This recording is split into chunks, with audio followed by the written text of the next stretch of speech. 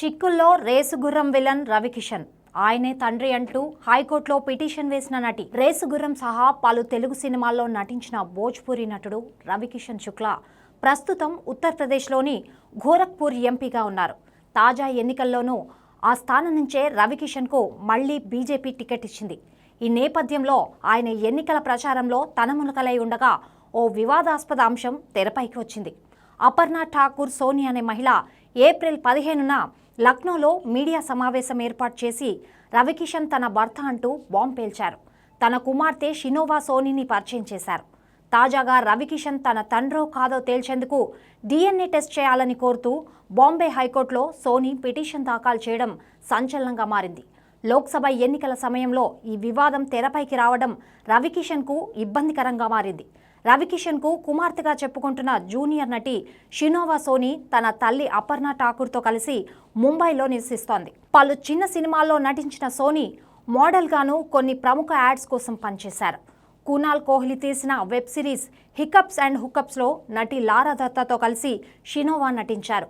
బాంబే హైకోర్టులో పిటిషన్ వేసిన షినోవా ఎంపీ రవికిషన్ను తన తండ్రిగా పేర్కొన్నారు. ఈ విషయాన్ని తేల్చేందుకు రవికిషన్కు DNA పరీక్షలు చేయాలని కోరారు. ఒకవేళ ఈ DNA నివేదిక అనుకూలంగా వస్తే తనను కుమార్తెగా రవికిషన్ గుర్తించాలని షినోవా సోని తన పిటిషన్లో డిమాండ్ చేశారు.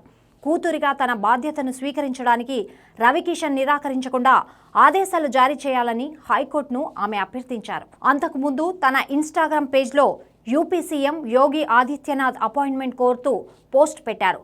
ఆధారాలతో సహా నిజం నేను మీకు చెప్పాలనుకుంటున్నానని, ఆ తర్వాత ఏది సరైందో మీరే నిర్ణయించండిని సీఎంని ఆమె కోరారు. మధ్యప్రదేశ్లోని ఇండోర్కి చెందిన జర్నలిస్ట్ అపర్ణ ఠాకూర్కు 1995లో ఓ మీడియా సమావేశం సందర్భంగా రవికిషన్తో పరిచయం ఏర్పడింది. రెండోసారి కలిసినప్పుడు తనకు రవికిషన్ ప్రపోజ్ చేశారని, ఆ తర్వాత తాము రిలేషన్షిప్లోకి వెళ్లామని అపర్ణ అంటున్నారు. బిగ్ బాస్ షోకి రవికిషన్ వెళ్లిన సమయంలో బ్రేకప్ అయిందని చెప్పారు.